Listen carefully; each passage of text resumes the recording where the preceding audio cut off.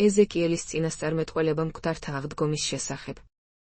ამ სტატიაში განხილული იქნება ეზეკიელის წინასწარმეტყველება, რომელიც ერთდროულად მესიანურიც არის და ესქატოლოგიურიც, ანუ ის გვიმხელს აპოკალიფსის, სოფლის აღსასრულის, ზოგიერთ ჭეშმარიტებას. ეს არის წინასწარმეტყველება მკვდართა აღდგომის შესახებ.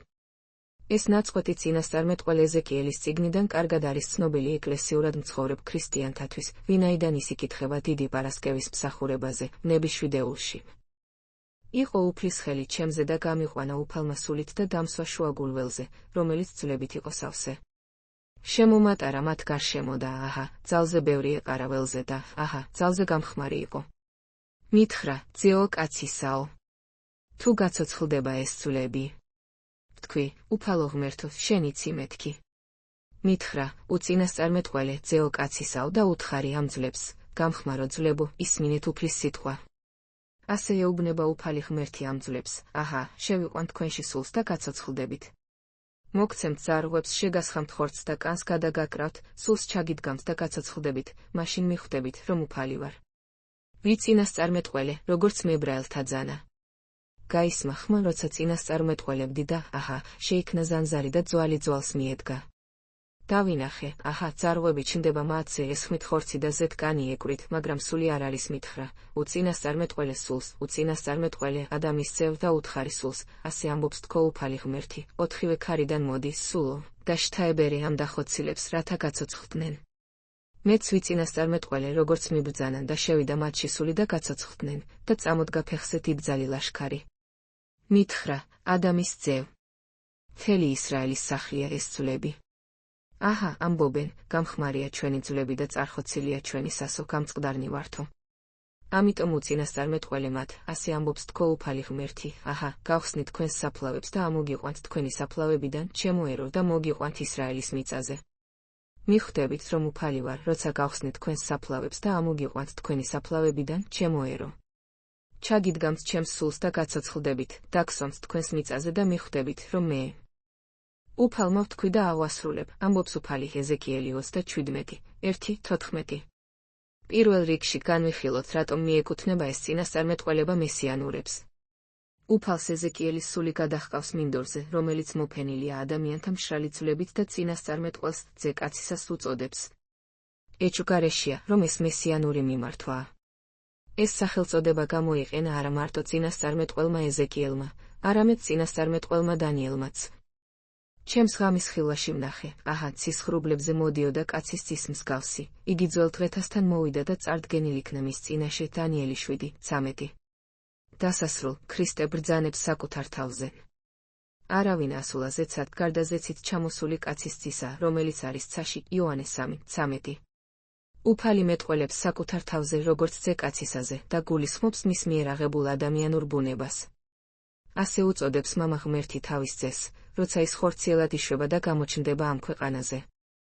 მაგრამ ჯერ კიდევ განკაცებამდე უფალი წინასწარმეტყველ ეზეკიელისადმი მიმართვით, ძეო კაცისა უკვე გამოყოფს ამ მიმართვის მესიანურ მნიშვნელობას. ღმერთი ამბობს, უწინასწარმეტყველე, ძეო კაცისაო და უთხარი ამ გამხმარ ძვლებს. ნათელია, რომ არც ერთ ადამიანს ქვეყნად, თუნდაც დიდ წინასწარმეტყველს, არ ძალუց უთხრას მშრალ ძვლებს ის, რაც მათ შეემთხვათ. ძვალი ძვალს შეეწყო, გადაეწნო მყესებით, კუნთებით, მოიცვა კანმა და გაჩნდა ადამიანთა სხეულები, მაგრამ ჯერ კიდევ უსულონი, რადგან სული არ იყო მათში. შემდეგ უფალი ეუბნება ეზეკიელს, წარმოთქვას წინასწარმეტყველური სიტყვა და შევიდა ამ სხეულებში სული და ისინი გაცოცხლდნენ. ცხადია, რომ თვითონ ადამიანი ვერც სიტყვით და ვერც საქმით ვერ აღასრულებს ასეთ სასწაულს, ამისი გაკეთება მხოლოდ ღვთის სულს ძალუძს. ღვთის სული კი გამოდის მამა ღმერთის ან ღმრთის ძის მიერ. კვლავ უთხრა მათიესომ, მშვიდობა თქვენ და როგორც მე მომავლინა მამამ, ისე მე მიგავლენთ თქვენ. ეს რომ თქვა, შეუბერა და უთხრა მათ, მიხილერეთ სულიწმიდა იოანე 20:21-22. ამრიგად წინასწარმეტყველი ეზეკიელი არის ხატება და მოწმობა იმისა, რომ იესო ქრისტეს, ღვთის ძისა და ძე კაცისას სიტყვით მოხდება მკვდართა საყოველთაო აღდგომა. მიხვდებით, რომ უფალი ვარ, როცა გავხსნით თქვენს საფლავებს და ამოგიყვანთ თქვენი საფლავებიდან, ჩემო ერო. ჩაგიდგამთ ჩემს სულს და გაცოცხლდებით. ეზეკიელი 27:13-14.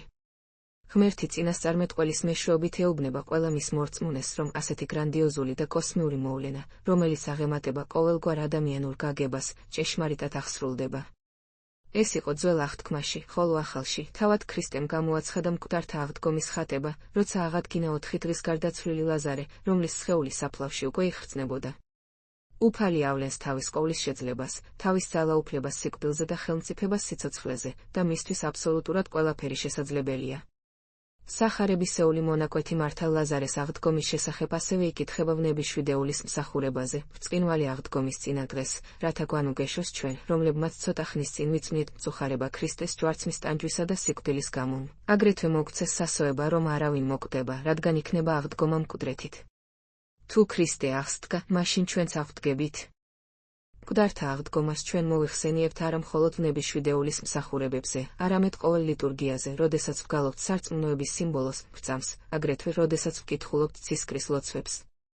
სარწმუნოების სიმბოლოს, ბრწამსის, დასასრულს ვაღიარებთ. მოველი აღდგომასა მკვდრეთით. და ცხოვრებასა მერმისა მის საუკუნესასა, ამინ. ამ აღიარებაშია ჩემი რწმენა და სასოება მამა ღმერთის, მისი ერთარსი ღვთისძის, იესო ქრისტესა და სულიწმიდის მიმართ, რომ ის აღმადგენს მკვდრეთით და მომცემს ახალ სიცოცხლეს ახალ სხეულში, რადგან მოვინათლე მის წმიდა და სამოციქულო ეკლესიაში და ერთგულად ვიცავ ჩემს რწმენას. ეკლესია ყურადღებას ამახვილებს იმაზე, რომ მნიშვნელოვანია სწორედ რწმენა, და არა ის მართალი ვარ თუ ცოდვილი, ბევრი მაქვს სათნოებები თუ ცოტა, მივახციე უნებობას თუ ვერა.